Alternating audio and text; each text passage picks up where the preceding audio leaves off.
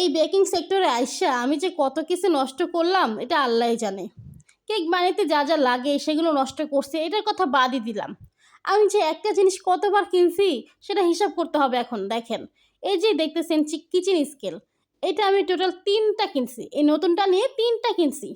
আর সাইডে যে দেখতে পারতেছেন পুরানটা, সেটা আমি ৬ মাস আগে কিনছি। আমার একটা কিচেন স্কেল ৬ মাস টিকলো। আমার বোনের ছেলে খেলতে গিয়ে ফেলে দিয়ে ভেঙে ফেলছে। আর ১ম টা আমার হাত লেগেই আ ভেঙে পড়ে গেছে। মানে কি যে বলবো, এই যে এটা নিচ্ছি এটা যে আবার কয়দিন যাবে আল্লাহই জানে। যাই হোক, আমি আপনাদের সাথে ভিডিওটা শেয়ার করলাম। এর একটা কারণ হচ্ছে নতুন এবং পুরাতন কিচেন স্কেলটা কিন্তু একই মাপের না, এক সাইজের না। সেটা একটু ডিফারেন্সটা আপনাদের সাথে শেয়ার করব। নতুন হচ্ছে কিচেন স্কেলটা একটু ছোট সাইজে এবং পুরাতনটা একটু বড়। এই যে দেখলেই বুঝতে পারবেন।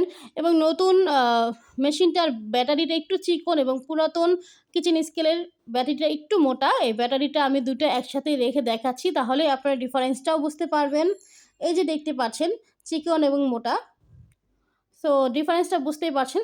টাকাটা কিন্তু সেমই লাগছে, কিন্তু একটা ছোট, একটা হচ্ছে বড় মেশিন। সো আমি একটু ওই ব্যাটারিগুলো পুরাতন মেশিনে ঢুকায় দেখলাম। দেখেন এখনও কত জায়গা ফাঁকা আছে। তো যাই হোক, এটা কোনো ব্যাপার না। আমার কাজ চললেই হবে। আমার ওজন মাপা গেলেই হবে। আমি তো কেক মাপি ১ পাউন্ড, ২ পাউন্ড বা ৫ পাউন্ড, এর বেশি তো মাপা হয় না। তো ওইটা হইলেই হবে।